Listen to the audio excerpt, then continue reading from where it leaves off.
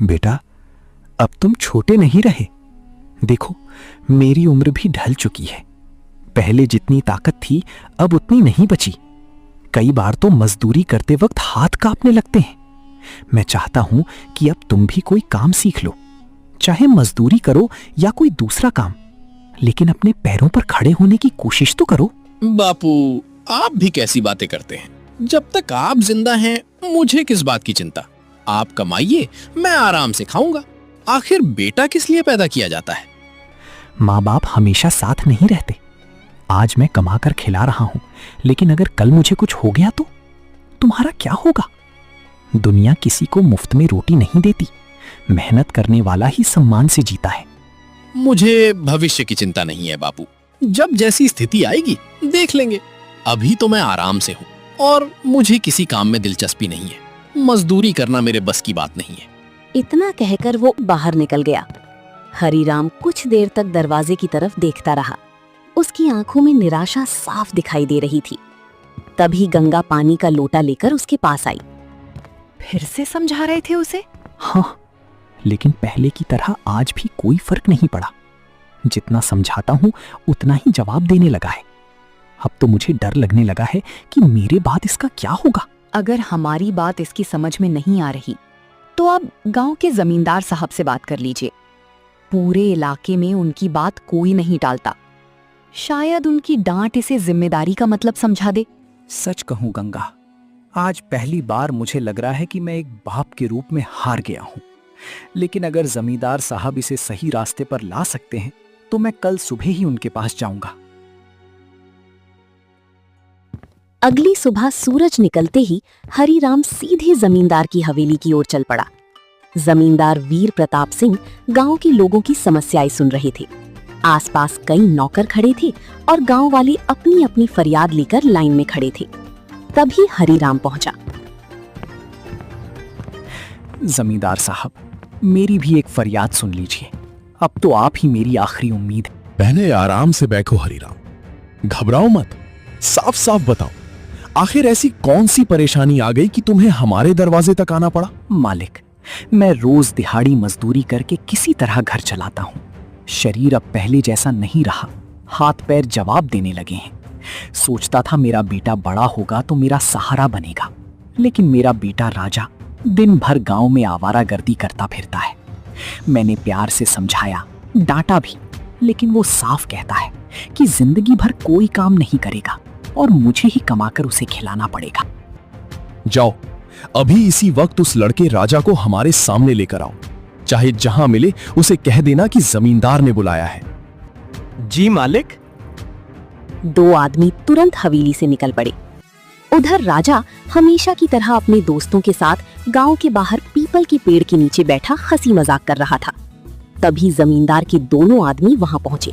राजा, चलो हमारे साथ। जमींदार साहब ने अभी इसी वक्त तुम्हें हवेली में बुलाया है। मुझे?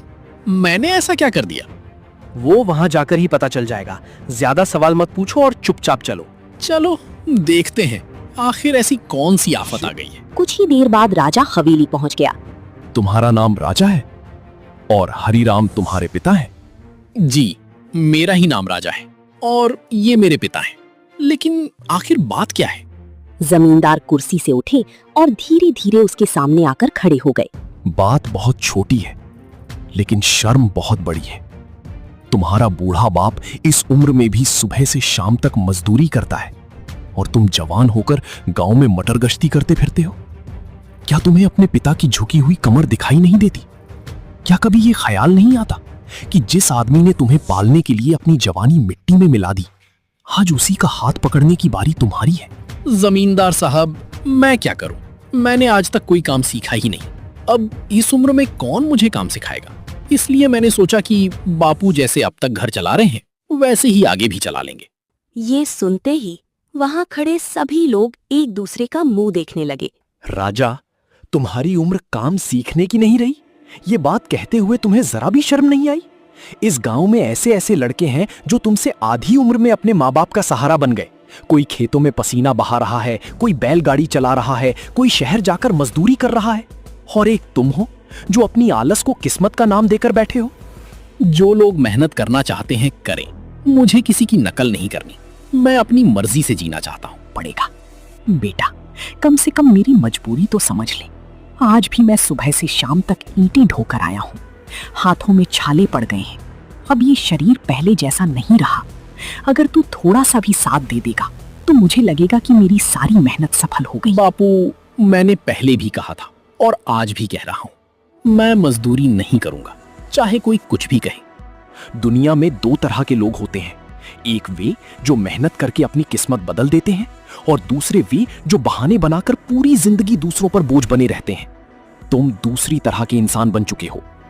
और सुन लो, कोई काम छोटा नहीं होता, छोटा होता है इंसान की सोच। तुम्हारे पिता मजदूरी करते हैं, लेकिन पूरे गांव में लोग उनका सम्मान करते हैं क्योंकि उन्होंने कभी मेहनत से मुंह नहीं मोड़ा। लेकिन राजा के चेहरे पर जरा भी पछतावा नहीं था।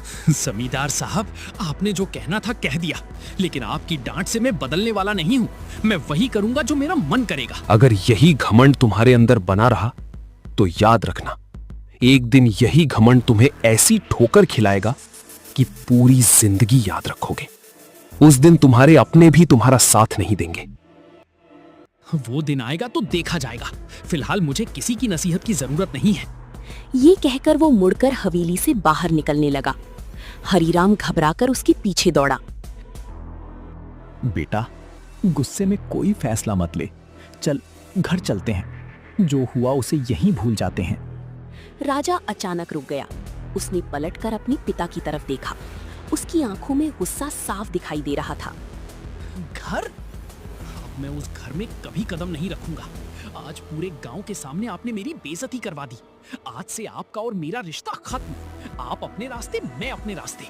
ऐसी बातें मत कर बेटा, गुस्सा ठंडा हो जाएगा। माँ तेरी राह देख रही होगी। आज के बाद ना मैं उस झोपड़ी में लौटूंगा और ना ही किसी के सामने झुकूंगा। अब मैं अपनी जिंदगी अपने हिसाब से जीऊंगा। इतना कहकर वो 30 कदमों से गांव की सीमा की ओर बढ़ गया। हरीराम वहीं खड़ा उसे दूर तक जाता हुआ देखता रहा। उसकी आंखों से आंसू लगातार बह रहे थे। हरीराम भारी मन से वापस अपनी झोपड़ी की ओर लौट गया। अरे, अकेले लौट आए? राजा कहाँ है? क्या जमींदार साहब ने उसे समझाया नहीं? समझाया भी, डांटा भी, लेकिन उसके दिल पर कोई असर नहीं हुआ। उल्टा इतना नाराज हो गया कि कह गया, आज के बाद मैं उस घर में कभी वापस नहीं आऊंगा। हे भगवान, गुस्से में इतना बड़ा फैसला कैसे ले लिया उसने? आखिर जाएगा कहाँ? उसने कभी अकेली एक दिन भी बाहर नहीं बिताया। मैंने बहुत रोकने की कोशिश की थी गंगा, लेकिन वो नहीं माना। अब उसे अपनी जिद ही प्यारी है। शायद जब भूख और ठोकरें मिलेंगी तभी उसे हमारी बातें याद आएंगी। वो चाहे कितना भी बिगड़ गया हो, है तो हमारा बेटा ही। न जाने उसने कुछ खाया भी होगा या नहीं। मेरा मन बहुत घबरा रहा है। उधर राजा बिना किसी मंजिल की चलता चलता गांव से कई कोस दूर घने जंगल में निकल आया था। रात गहरा चुकी थी। चारों तरफ सन्नाटा पसरा हुआ था। दूर से आती जंगली जानवरों की आवाजें सुनकर उसका दिल घबरा उठता और घनी जंगल के बीच बनी तालाब के किनारे पहुंच गया। अगर मैं आज रात को इन पेड़ के नीचे सो गया तो शायद सुबह तक जिंदा भी ना बचूं। इससे अच्छा है कि मैं इस तालाब के किनारे सो जाऊं। रात को कोई जानवर पानी भी नहीं पीने आएगा, जिससे मैं आज रात को बच तो जाऊंगा। इतना कहकर वो तालाब के किनारे बैठ गया। धीरे धीरे आधी रात हो गई। अचानक उसे किसी के पैरों की आहट सुनाई दी। राजा ने पीछे मुड़कर देखा तो एक आदमी कंधे पर भारी थैला लटकाए हुए आया और वो एक पेड़ के नीचे आकर बैठ गया। उसने चारों तरफ नजर घुमाई, फिर थैला खोल दिया। थैले के खुलते ही सोने की गहनी, चांदी के सिक्के, हीरे जवाहरात और अशर्फियां चांदनी में चमकने लगी। वो आदमी खुशी से हंसते हुए बोला, वाह रे किस्मत, आज तो एक ही रात में इतनी दौलत हाथ लग गई कि कई साल आराम से कट जाएंगे। लगता है ऊपर वाला आज मुझ पर खूब मेहरबान है। राजा ये देखकर समझ गया कि ये कोई साधारण आदमी नहीं बल्कि बहुत बड़ा चोर है। वो मन ही मन सोचने लगा,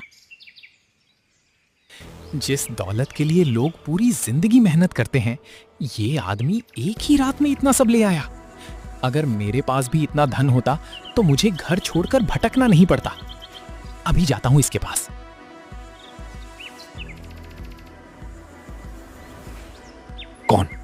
कौन हो तुम? सच सच बता, वरना यहीं जान से मार दूंगा। मत मारिए। मेरा नाम राजा है, मैं कोई सिपाही नहीं हूँ। मैं तो अपने घर से नाराज होकर निकला हूँ। इतनी कम उम्र में घर छोड़ने की नौबत क्यों आ गई? आखिर हुआ क्या था? राजा ने गहरी सांस ली और अपने घर की पूरी कहानी सुना दी। गरीबी, पिता की मजदूरी, जमींदार के सामने हुई बेइज्जती और गुस्से में घर छोड़ने तक की सारी बात। चोर बिना कुछ बोले सब सुनता रहा।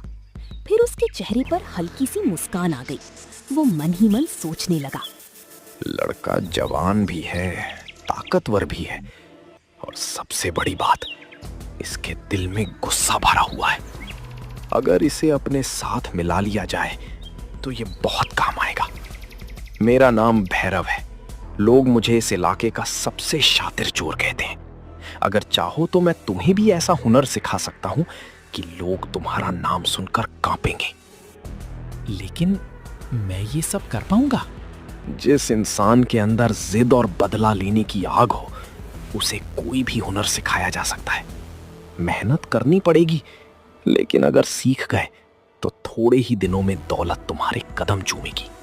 अगर मैं आपके साथ रहूं तो क्या सच में इतना बड़ा आदमी बन सकता हूं कि जिन्होंने मेरा अपमान किया उन्हें अपनी ताकत दिखा सकूं? अगर मेरा चेला बन गए तो वो दिन भी दूर नहीं रहेगा जब तुम अपने अपमान का बदला ले लोगे। आज से आप मेरे गुरु और मैं आपका शिष्य। जो भी सिखाएंगे पूरी लगन से सीखूंगा। शाबाश, आज से तुम्हारी नई जिंदगी शुरू होती है। दोनों जंगल के अंदर बनी भैरव की गुप्त ठिकाने की ओर चल पड़े। अगले ही दिन से राजा की कठिन परीक्षा शुरू हो गई। भैरव उसे दीवारों पर चढ़ना, रस्सी के सहारे ऊंची हवेलियों में उतरना, बिना आवाज किए ताले खोलना, पहरेदारों से बचकर निकलना सिखाने लगा। राजा ने पहली बार किसी काम में पूरी मेहनत लगाई।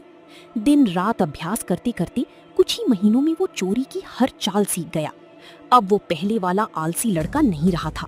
भैरव जहां भी उसे साथ लेकर जाता, दोनों बिना कोई सुराग छोड़े चोरी करके लौट आते। गुरुजी, अब समय आ गया है कि मैं उस इंसान को जवाब दूं जिसने सबके सामने मेरा अपमान किया था। क्या तुम जमींदार वीर प्रताप की हवेली की बात कर रहे हो? हाँ, उन्होंने कहा था कि मैं किसी काम का नहीं हूं। अब मैं उन्हें दिखाऊंगा कि मैं कितना बड़ा चोर बन चुका हूं। ये काम आसान नहीं है। हवेली की सुरक्षा बहुत कड़ी रहती है। एक छोटी सी गलती भी जान ले सकती है। अब मुझे किसी बात का डर नहीं है। आखिर दोनों ने उसी रात हवेली में घुसकर जमींदार के खजाने से कीमती गहने, अशर्फियां और धन चुरा लिया। जाते जाते राजा ने खजाने में एक चिट्ठी भी छोड़ दी। सुबह जब हवेली का खजाना खोला गया तो वहां अफरा तफरी मच गई। मुनीम घबराया हुआ दौड़ता दौड़ता जमींदार के पास पहुंचा। मालिक, बहुत बड़ा अनर्थ हो गया। रात में कोई खजाना साफ कर गया और जाते जाते एक चिट्ठी भी छोड़ गया है। ये लीजिए। याद है जमींदार साहब, आपने गांव के लोगों के सामने मेरा अपमान किया था और कहा था कि मैं किसी काम के लायक नहीं हूं। आज अपनी तिजोरी देख लीजिए। ये काम उसी राजा ने किया है जिसे आपने निकम्मा कहा था। अगर पकड़ सकते हो तो पकड़ कर दिखाओ। आखिर ये लड़का सचमुच गलत रास्ते पर चल पड़ा। चलो अभी हरीराम के घर चलते हैं, शायद राजा वहां लौट आया हो। जमींदार अपने आदमियों के साथ हरीराम की झोपड़ी पर पहुंच गए। हरीराम और गंगा उन्हें देखकर घबरा गए। जमींदार साहब, इस समय सब कुशल तो है? सच सच बताओ, क्या राजा वापस घर आया है? नहीं मालिक, जिस दिन वो घर छोड़कर गया था उसके बाद से आज तक हमने उसका चेहरा भी नहीं देखा। अगर राजा कभी वापस आए तो उसे कह देना कि उसने बहुत बड़ी गलती कर दी कि मेरे यहां चोरी की। अब वो जहां भी मिलेगा मैं उसे छोड़ूंगा नहीं। इतना कहकर जमींदार अपने आदमियों के साथ वहां से वापस लौट गए। हरीराम और गंगा एक दूसरे का चेहरा देखते रह गए। उन्हें अब पहली बार एहसास हुआ कि उनका बेटा सचमुच ऐसी राह पर निकल चुका है जहां से लौटना आसान नहीं होगा। जमींदार के पास पहुंचा। शाबाश राजा, आज तुमने साबित कर दिया कि अब तुम साधारण चोर नहीं रहे। जिस काम में बड़े बड़े लोग कांप जाते हैं उसे तुमने बड़ी सफाई से अंजाम दिया है। गुरुजी, ये तो बस शुरुआत है। अब दुनिया मेरे नाम से कुछ दिन बाद दोनों एक दूसरे गांव में चोरी करके वापस लौट रहे थे कि अचानक आसमान में काले बादल छा गए। देखते ही देखते तेज आंधी चलने लगी और मूसलाधार बारिश शुरू हो गई। कुछ भी दिखाई नहीं दे रहा था। अगर इसी बारिश में चलते रहे तो सुबह होने से पहले बीमार पड़ जाएंगे। सामने गांव दिखाई दे रहा है, चलो किसी घर में रात बिताने की इजाजत मांगते। दोनों एक बड़ी हवेली के दरवाजे पर पहुंचे और दस्तक दी। कौन है इतनी रात गए? हम मुसाफिर हैं, रास्ते में बारिश और तूफान में फंस गए हैं। अगर आज की रात सिर छिपाने की जगह मिल जाए तो बड़ी मेहरबानी होगी। कुछ ही पल बाद दरवाजा खुला। सामने एक प्रतिष्ठित व्यापारी खड़ा था। हमारे यहाँ मेहमान भगवान का रूप होते हैं, आइए बिना झिझक अंदर आइए। उसी दौरान राजा की नजर व्यापारी की बेटी काव्या पर पड़ी। उसकी आंखों में पहली बार किसी के लिए अपनापन जागा। रात को जब दोनों अपने कमरे में आराम कर रहे थे, राजा धीरे से बोला, गुरुजी, पता नहीं क्यों लेकिन व्यापारी की बेटी को देखते ही मेरा मन उसी का होकर रह गया। अगर उसका साथ मिल जाए तो शायद मेरी जिंदगी बदल जाए। अगर तुम्हारा मन साफ है तो कल सुबह मैं उसके पिता से बात करूंगा।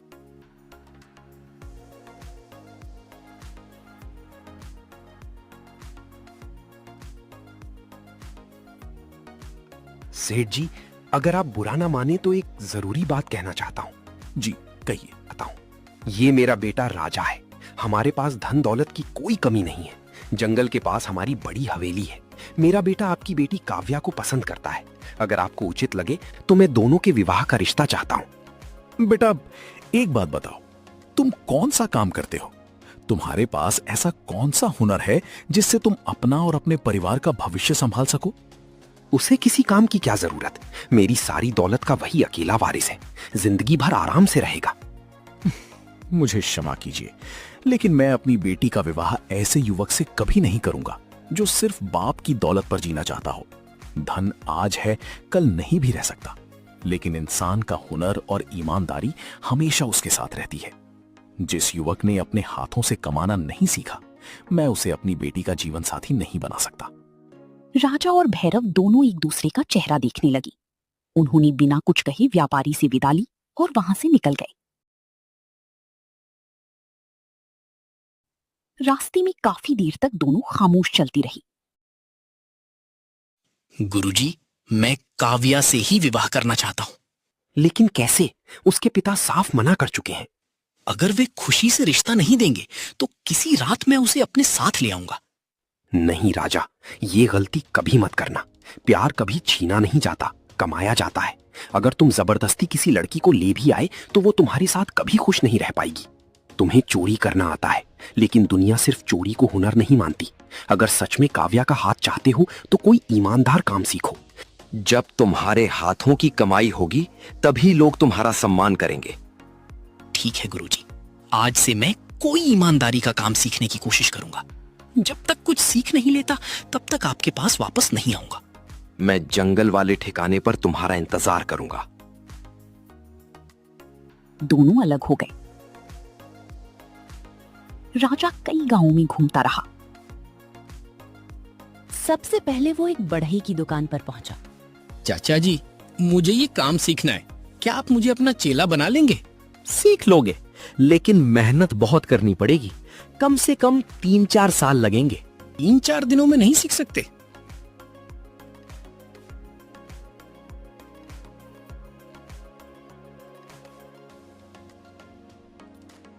राजा निराश होकर वहां से चला गया।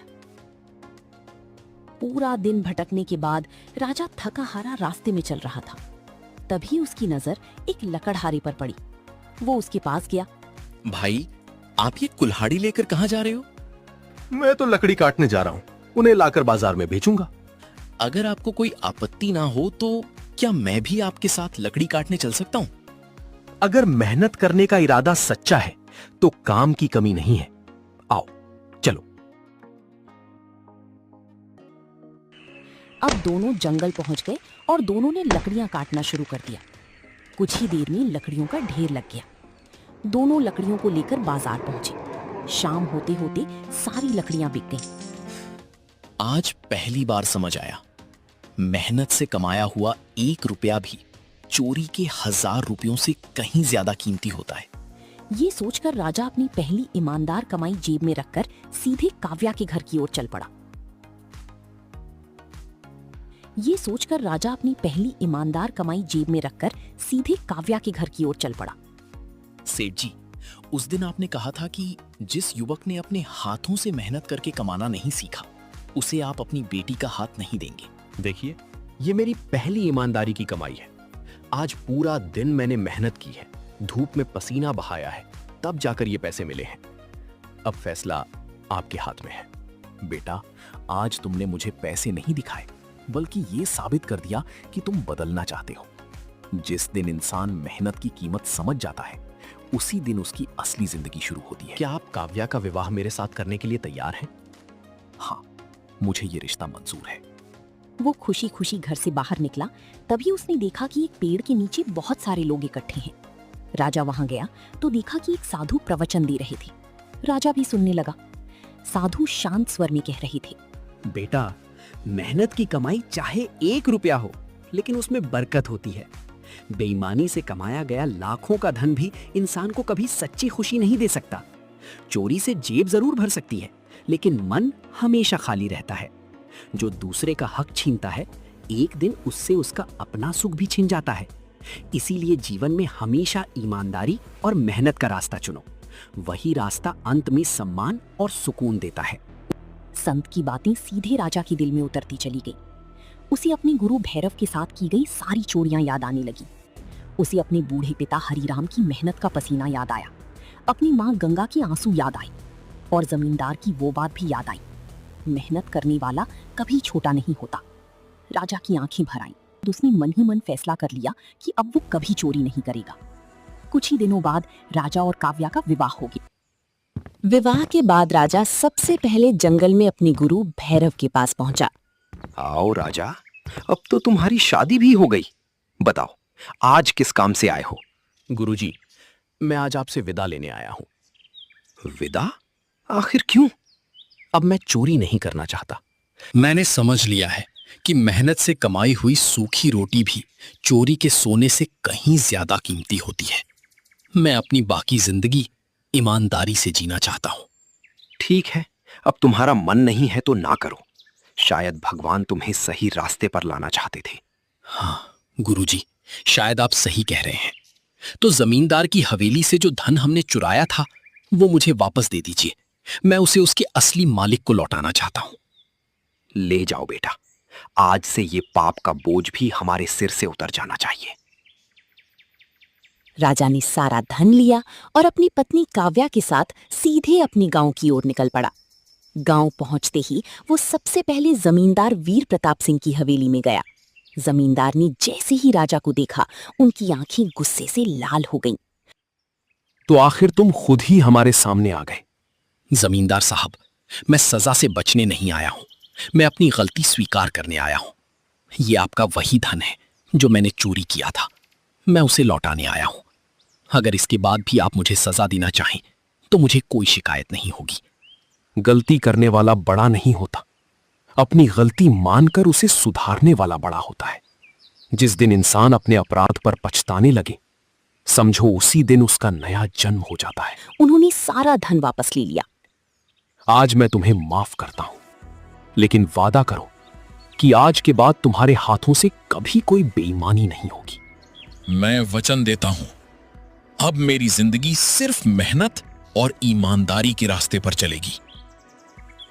इसके बाद राजा सीधे अपने घर पहुंचा। कई महीनों बाद बेटी को सामने देखकर हरिराम और गंगा की आंखों से खुशी के आंसू बह निकले।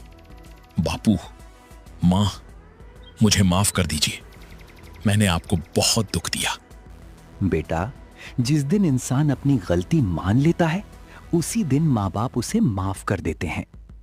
उस दिन के बाद राजा ने चोरी का रास्ता हमेशा के लिए छोड़ दिया।